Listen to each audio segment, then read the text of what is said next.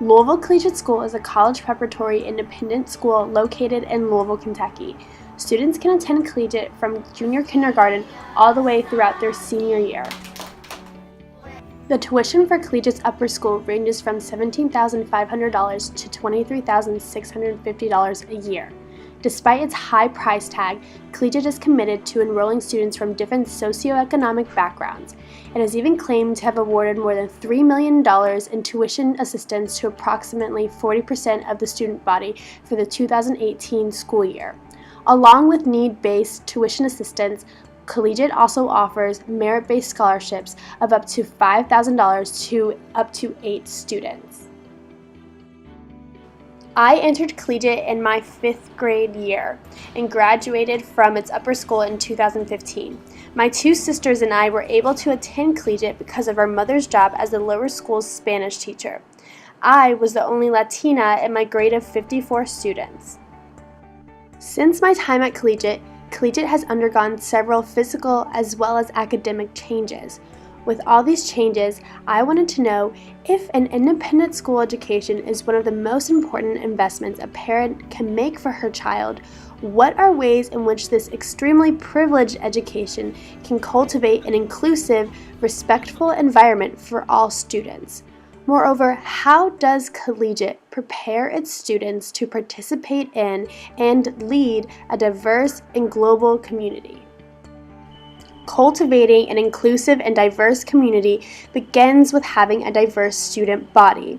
Since Collegiate is an independent school, the admissions team plays an important role in shaping the incoming student body. To learn more about Collegiate's admissions process, I spoke with Tracy Catlett, the Director of Admissions. Our admissions process is the same for every single person. We require academic record through transcripts and report cards. We require teacher recommendations. We also give a student opportunity to fill out a student questionnaire so they can tell us about their involvement in the community and extracurricular activities. Their teachers, 2 teachers, have an opportunity to give us input. So what we're doing when we have an admissions committee meeting is we're looking at the whole child. Regarding financial aid and accessibility, Ms. Catlett stated, We're committed to meeting the financial need of every child. We do have a budget. Approximately 40% of our students at Collegiate receive need-based aid, which is a wonderful commitment to meeting meeting a large socioeconomic diversity at Collegiate. And then we are the Board of Trustees mandates that we do not grant over 40% of tuition assistance. Aside from striving to be more financially accessible, Collegiate is also trying to engage with more community organizations and middle schools to achieve a more geographically diverse student body. These outreach programs have also become Collegiate's way of promoting itself to families who may not be familiar with the school. Kids continue to tutor, I believe, monthly students at the West End School, which is an independent boarding school for low SES boys. And then there's a Spanish in a very low SES poverty community.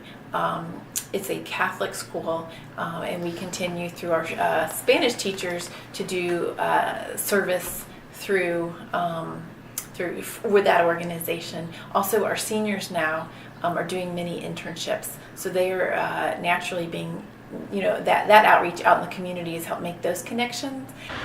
Along with examining Collegiate's outreach and admissions process, I found it important to examine how Collegiate supports the students that it does admit. Collegiate is a school of high academic rigor.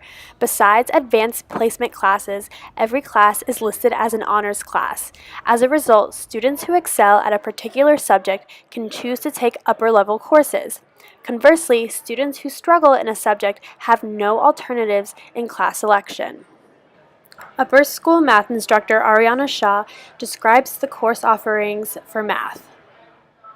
We don't have anything for lower level students. Everything is classified as honors. When you were at Collegiate, that's the way it was.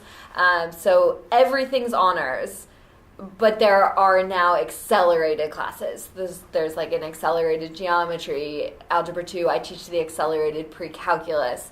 And then I guess where paths go and students tend to go is their junior and senior years when there's AP Stats and AP Calculus, and are they going to take college algebra and trig, which is a new course we have here now, versus like a financial algebra, which we don't have anymore.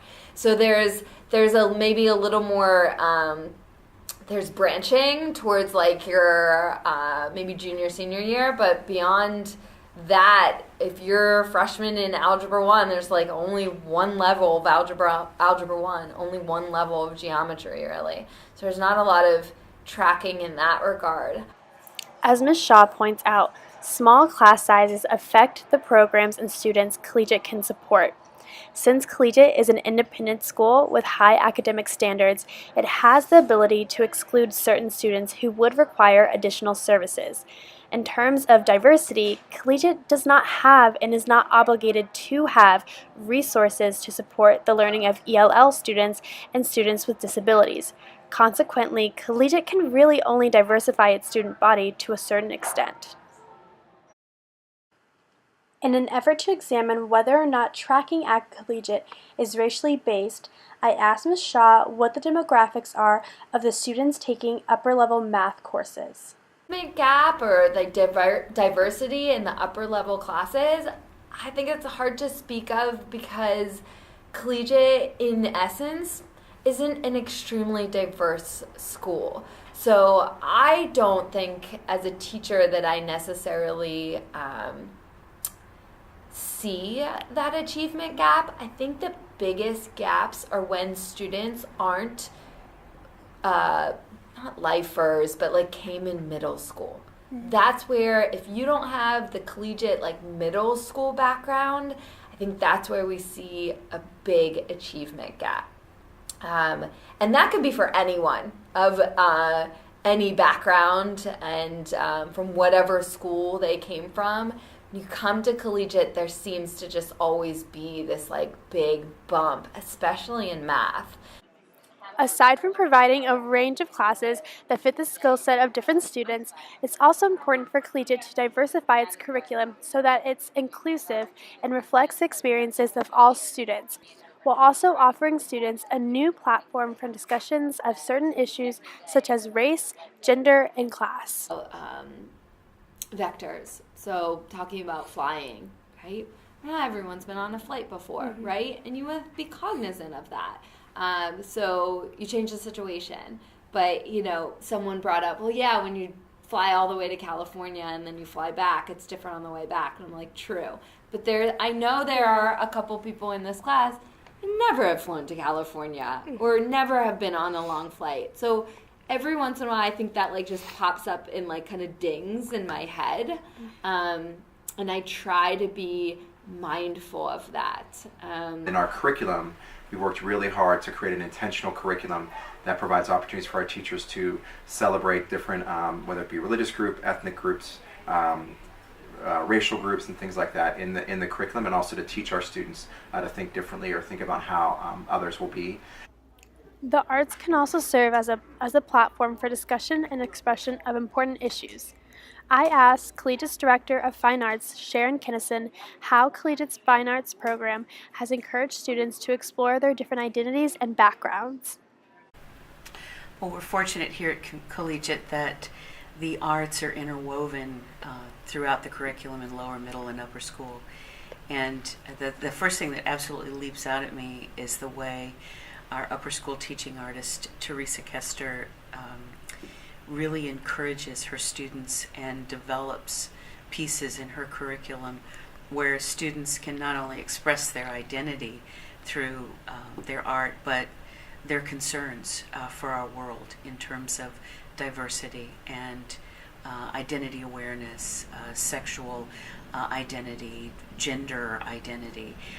She does a terrific job of encouraging students to utilize the visual arts not only as an expression for themselves, but for an educational aspect to our community in a very vivid and impactful way. The theater department has made a conscious effort in in the works that they select to do social justice pieces.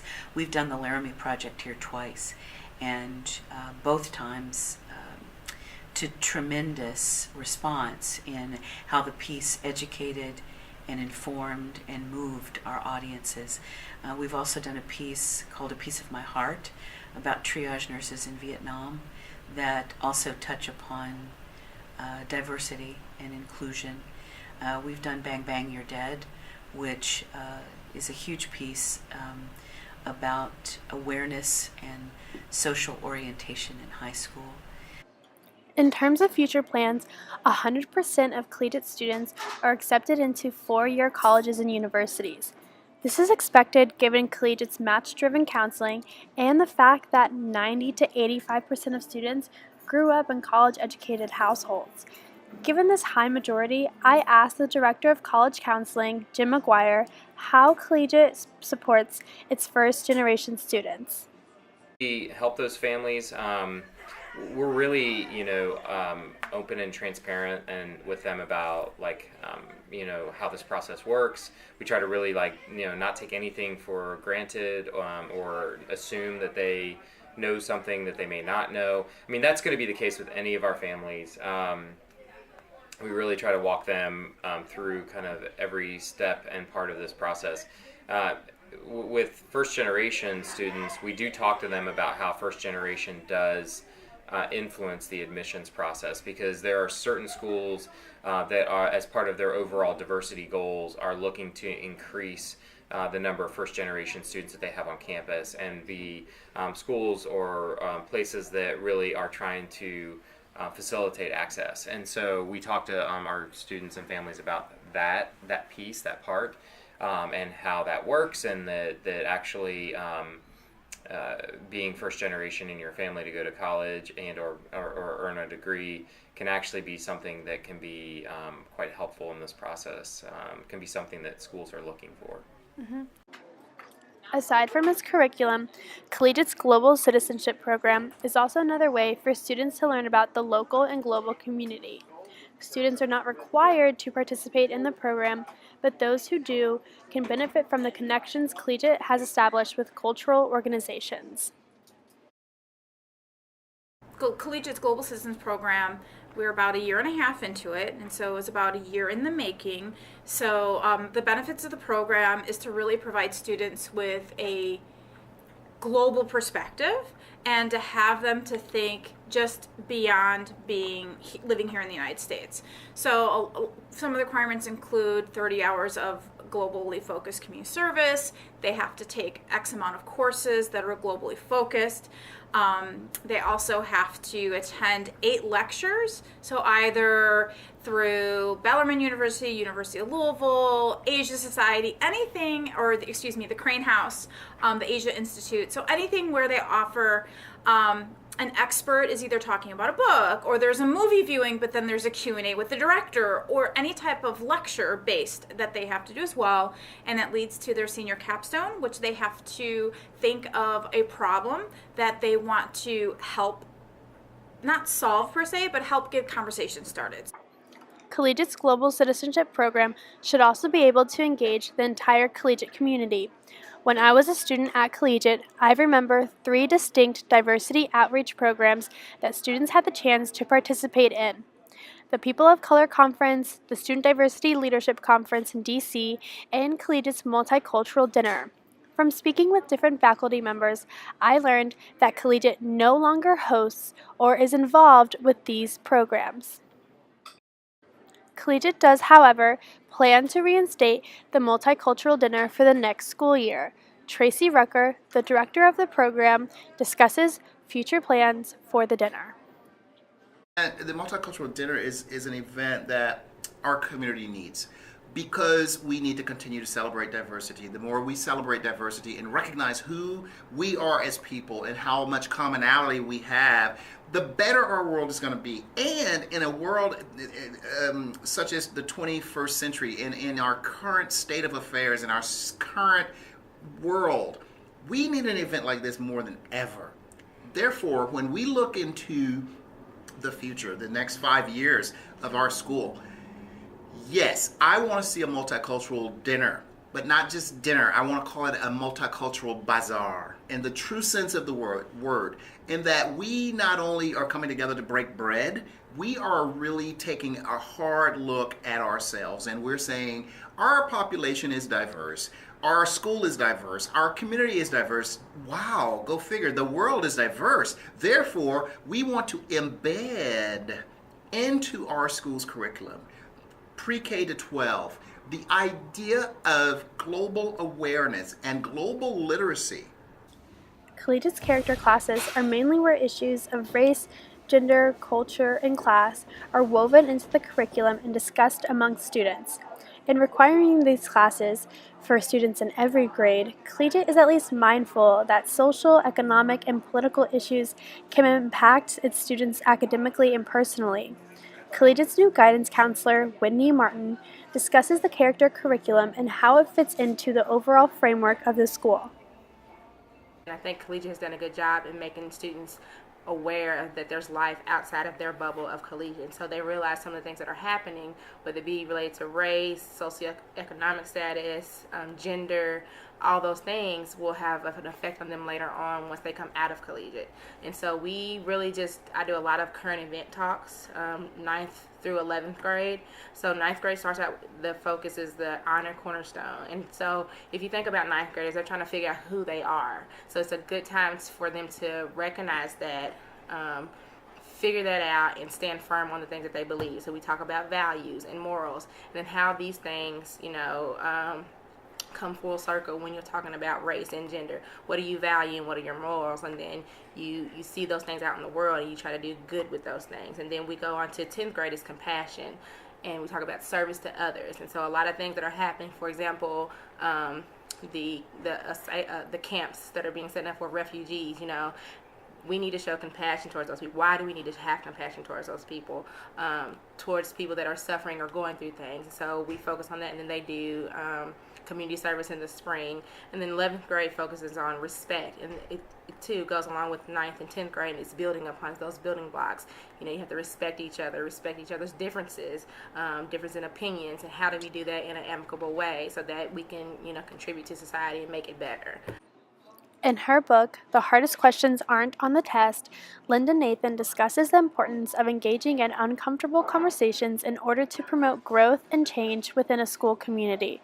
Ms. Shaw and Ms. Martin both shared recent experiences that they believe to have impacted the collegiate student body. Entire upper school, and you would stand if you agreed with like a statement about you. Mm. And some of it was like really uncomfortable, right? Some of it was that your family has enough to pay for other things like extracurriculars, and half the school would stand up, or like your family that struggles with money, and people would stand up. And I think starting to have those tough conversations. Yeah. And I remember in my advisory the next day we talked about it, and someone said that was really I didn't like that because it was really uncomfortable when they ask about when they talk about money. And I was like, why does it make you uncomfortable? And he said it was because I know there are students here that don't have as much as me, and it makes me feel uncomfortable. And I think that was just really interesting. We had a couple of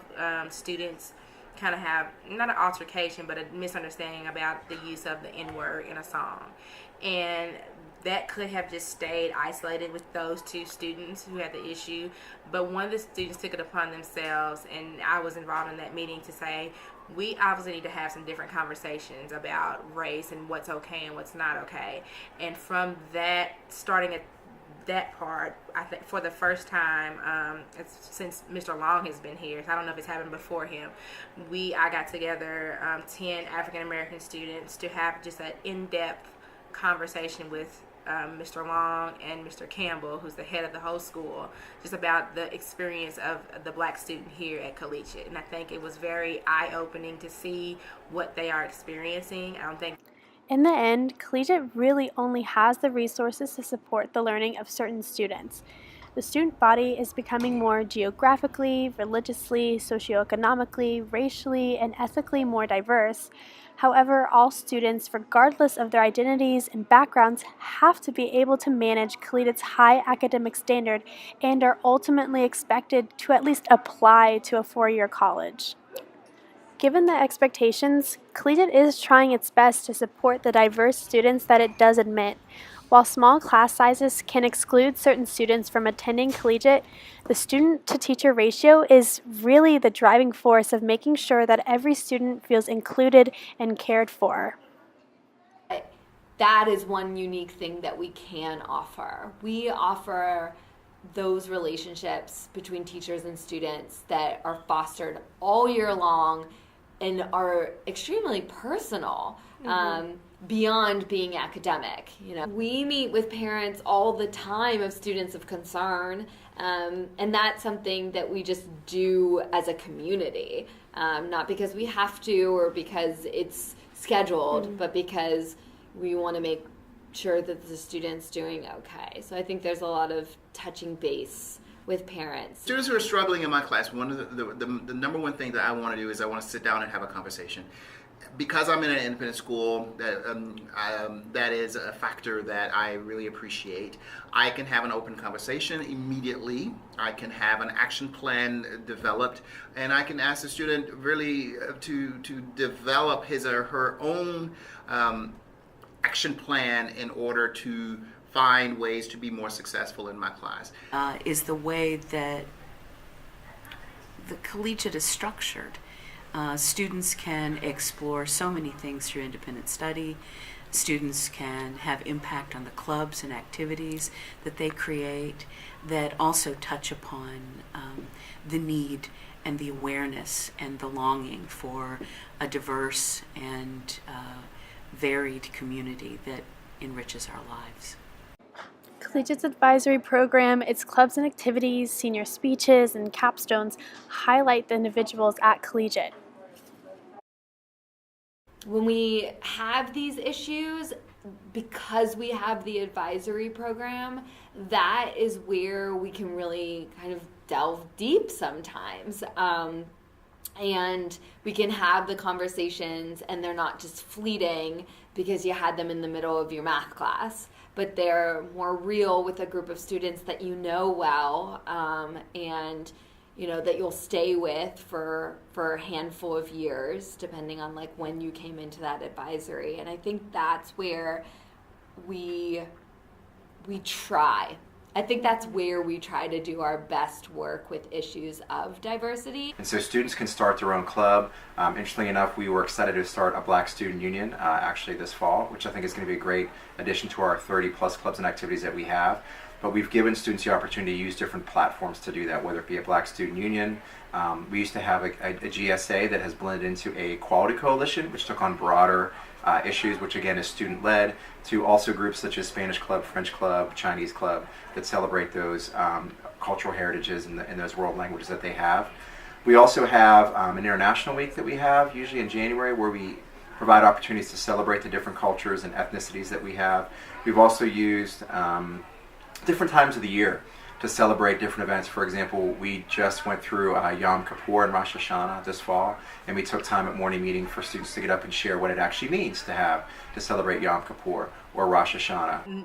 Being conscious and aware of the change that needs to happen by hiring an African American counselor. They know there's a need for students of color, of all colors, to feel connected to something and to someone that looks something like them. And I think that has allowed students to say, okay, we can change this culture of our school. Guidance counselor Whitney Martin makes an important note that all students have the ability to change the culture of their school. What makes Collegiate different is that it's really not the most diverse school, but given the students that it does serve, and offering these students their individual platforms to address any issue while also offering a close-knit community, Collegiate is making positive steps towards addressing issues of diversity and inclusion.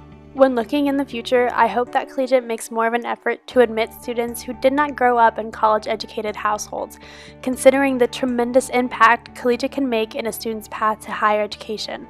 And I also hope Collegiate brings back the diversity programming it used to engage in when I was a student there. These efforts can further help new students feel welcomed and included in the ambitious yet supportive environment that is Collegiate.